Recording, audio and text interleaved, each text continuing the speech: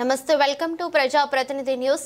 ఖమ్మం జిల్లా సాతుపల్లి పట్టణంలో సోమవారం రోజు సామాన్య బాధితుల సేవా సంఘం తెలంగాణ కార్యకర్తల అవగాహన సమావేశం నిర్వహించారు। ఈ సమావేశం కార్యదర్శి రమాదేవి అధ్యక్షతన జరిగింది।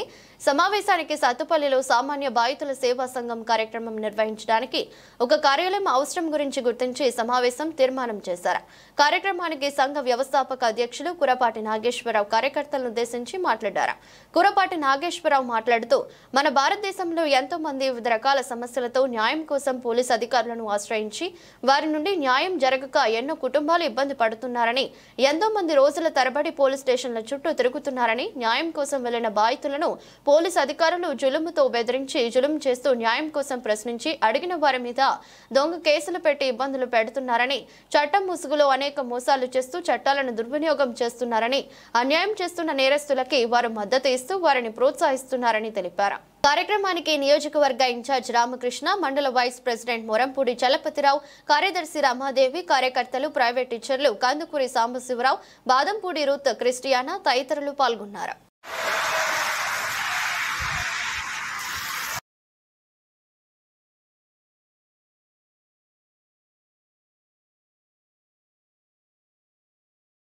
ఏ రోజు నుంచో ఇప్పటి నుంచో అనుకుంటున్నాం, ఎంఆర్ఓ గారికి మనం లెటర్ ఇద్దాం అనుకున్నాం, సరే ఇవ్వలేకపోయాను। ఎందుకంటే నాలుగు సార్లు నుంచి రావడంలో కలవకపోవడం కొంచెం ఇబ్బంది అయింది। నాకు కూడా ఇంట్లో కొంచెం మా మిస్సెస్కి ఆపరేషన్ చేయడంలో ఈ మధ్య సమావేశాలు గట్రా పెట్టలేకపోయాను।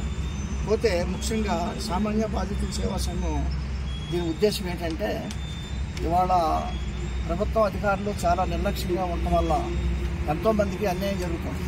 ఒక పోలీస్ స్టేషన్కి వెళ్ళినా, ఒక కోర్టుకి వెళ్ళినా, ఎక్కడికి వెళ్ళినా కూడా బాధలతో వెళ్తే వాళ్ళు ఎన్నో కష్టాలతో న్యాయం జరుగుతుందని వాళ్ళ దగ్గరికి వెళ్తే వాళ్ళు హాయిగా ప్రభుత్వం జీతం నెలల జీతం తీసుకుంటూ వీళ్ళని ఆఫీసుల చుట్టూ తిప్పుకుంటున్నారు కానీ సామాన్యులకి ఎక్కడా కూడా న్యాయం జరగదు।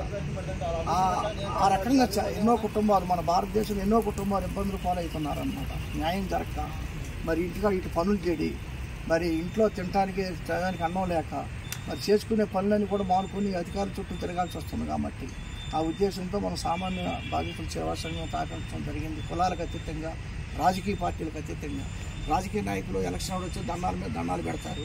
మన అవసరం వచ్చిన వాళ్ళు పట్టుకోవడానికే మనకు ఒక వారం 10 రోజులు పడుతుంది। ఈ లోపల మనకి మరి ఎన్నో పనులు ఉంటాయి, ఆ పనులన్నీ కూడా మనం మిస్ అయిపోతున్నాం। కాబట్టి వాళ్ళ వల్ల కూడా సుఖం లేకుండా పోతుంది సామాన్యులకి।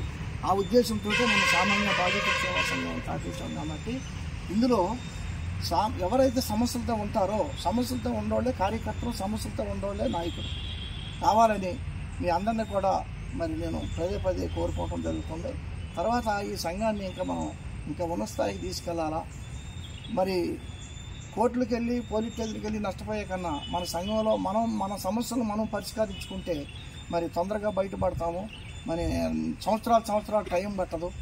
కాబట్టి తెలుగు కళలు ఎప్పుడైనా సరే ప్రజల్లోకి మన సంఘం తరఫున మరి ఆలోచన లేనటువంటి అమాయకులకి వాళ్ళకి ఒక తెలివితేటలు నేర్పాలి, వాళ్ళకొక ఈ రకంగా మనం పరిష్కరించుకుందామని చెప్పి మన సంఘం ద్వారా వాళ్ళకు కొన్ని సందేశాన్ని అందించి మన సాయశక్తుల మరి ఇబ్బందులు పడుతున్నటువంటి సామాన్యులకి మనం అండగా నిలబడి వాళ్ళకి న్యాయం జరిగేంతవరకు కూడా మనం పోరాడటానికి మన కార్యకర్తలు సిద్ధంగా ఉండాలని, తర్వాత ప్రతి కార్యకర్త కూడా ఈ సంఘం నాది, ఇది నా ఇల్లు, నా పుట్టిల్లు, మన ఇల్లు, మన సొంత ఇల్లు అన్నట్టుగా మనం పనిచేసుకోవటం చాలా అవసరం।